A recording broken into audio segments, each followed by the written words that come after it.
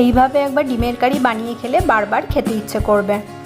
দুটো ডিম সিদ্ধ করে নিয়েছি, কয়েকটা কাঁচা লঙ্কা মাঝখান দিয়ে চিড়ে নিয়েছি দুটো রসুন, কয়েকটা কাজু বাদাম আর 4টে পেঁয়াজ ছোটো ছোটো করে টুকরো করে নিয়েছি।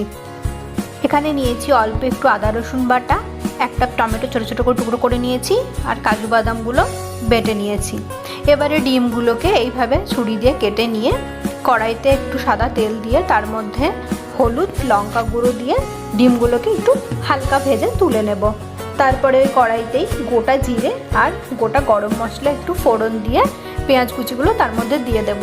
পেঁয়াজগুলো একটু নাড়াচাড়া করে নিয়ে রসুন দুটো এখানে দিয়ে দেব। তারপরে সমস্ত কিছু একটু ভালো করে নাড়াচাড়া করে নিয়ে হালকা যে ভাজা ভাজা হয়ে আসবে তখন এখানে টমেটোটা দিয়ে দেবো আর দিয়ে দেবে একটু নুন, তাহলে টমেটোটা একটু তাড়াতাড়ি গলে যাবে। আর টমেটো গলে গিয়েছে, এবারে এখানে আমি আদা রসুন বাটাটা দিয়ে দিলাম। এবারে মশলাটা একটু কষিয়ে নেব। এখানে দিলাম আমি 1 চামচ গোলমরিচ গুঁড়ো, জিরে গুঁড়ো, ধনে গুঁড়ো, কাশ্মীরি লঙ্কা গুঁড়ো আর 1 চামচ হলুদ গুঁড়ো। এবারে মশলাটা একটু ভালো করে কষিয়ে নিলাম। আমি এখানে কাজু বাটার সাথে 4 চামচ মতো দই অ্যাড করে নিয়েছি। এবার এই মিশ্রণটাও এই মশলার সাথে মিশিয়ে দেব।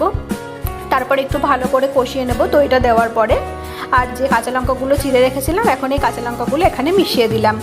মশলাগুলো আর একটু ভালো করে নাড়াচাড়া করে নেব, দিয়ে এখানে একটু জল দিয়ে দিয়েছি। তারপরে ডিমগুলো এখানে দিয়ে দিলাম আর উপর থেকে একটু ধনেপাতা কুচি করে দিয়ে দিলাম।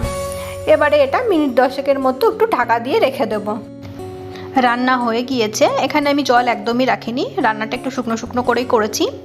পোলাও, রুটি, পরোটা সব কিছু দিয়েই এটা খেতে খুব সুন্দর লাগে।